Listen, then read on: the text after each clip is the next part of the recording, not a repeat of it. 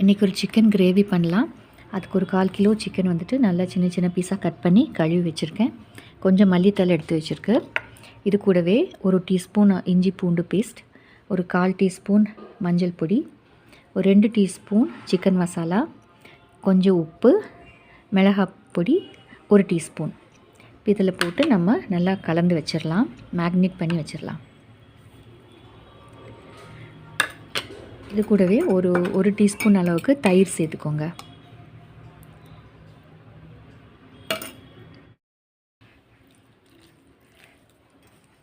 இந்த மல்லி இலையும் சேர்த்து நல்லா கையிலேயே நல்லா பிசைஞ்சு கொடுத்துருங்க.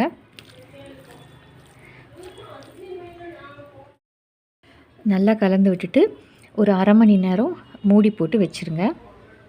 1/2 மணி நேரத்துக்கு அப்புறம் நம்ம கிரேவி பண்ணலாம். நம்ம மேக்னேட் பண்ணி வச்சோம் இல்லையா, இப்போ 1/2 மணி நேரம் ஆயிடுச்சு. இப்போ நம்ம கிரேவி பண்ண ஆரம்பிச்சோம்.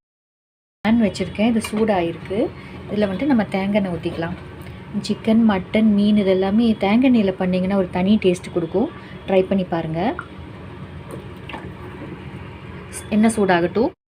எண்ணெய் நல்லா சூடாயிருச்சு. சூடான உடனே இந்த மாதிரி கருவேப்பிலை பெருசாக எடுத்துக்கோங்க.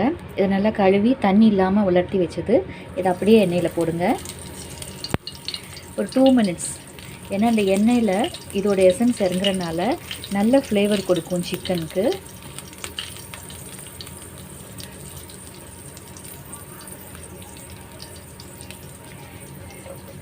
வச்சுட்டு இதை எடுத்துடலாம்.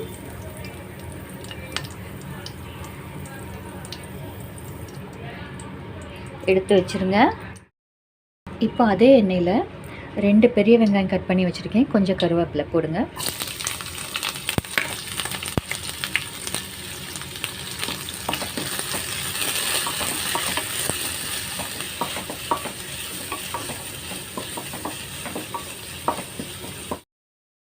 இப்போ லேசாக இந்த மாதிரி வெங்காயம் கண்ணாடி பதத்துக்கு வந்ததும் ஒரே ஒரு தக்காளி, நாட்டு தக்காளி கட் பண்ணி வச்சுருக்கேன்.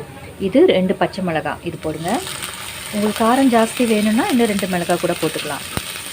நல்லா வதக்கி விட்டுருங்க. ஒரு 2 நிமிஷம் வதங்கட்டும்.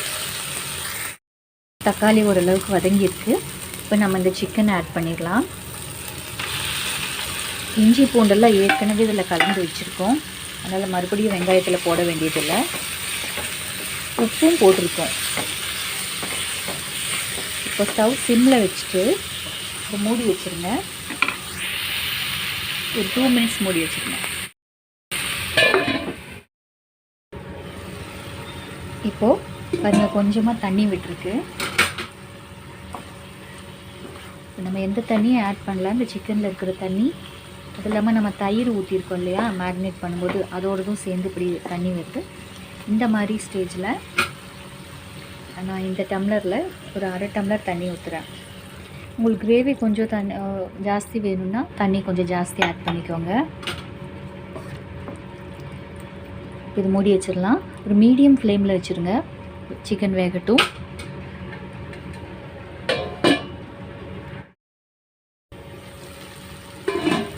இப்போ பாருங்கள், ஊற்றின தண்ணி எல்லாமே கம்மியாயிடுச்சு. சிக்கனும் நல்லா வெந்திருக்கு.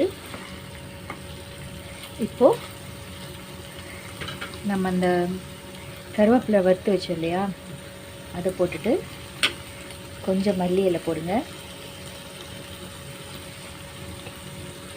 கொஞ்சம் பெப்பர்.